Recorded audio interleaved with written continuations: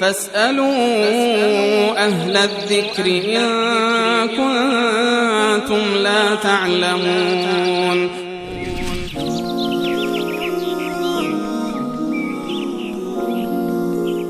بیننده عزیزی آقا مسعود از گوشت سرابان پرسیدن که در مورد نماز استخاره توضیح بدید. نماز استخاره همون گونه که از خود اسمش یعنی واضح و آشکار هست، به معنی طلب خیر هست و مواردش فقط در موردی هست که انسان دچار تردد هست و هیچ گونه شرح صدری رو نداره، در میان دو تا کار مانده، نمیداند که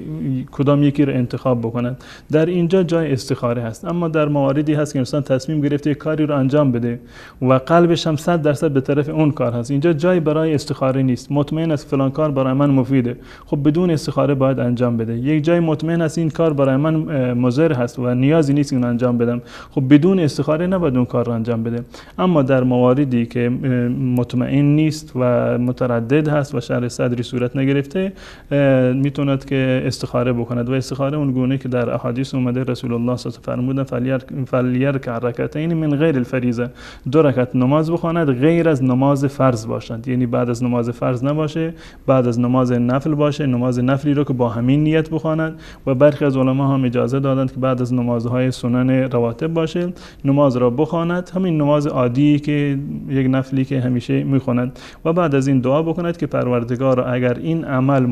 مورد رضایت تو هست اینو برای من مقدر بکن و من توفیق انجام این عمل بده، و اگر این عمل در دین من و عاقبت من و در دین دنیای من غیر مفید هست و مضر هست، این عمل رو از من دور بکن و من رو هم به رضای در واقع به تقدیر خودت راضی بکن. اللهم ان کان هذا الامر خیرا لی فی دینی و معاشی و عاقبت امری فیسره لی و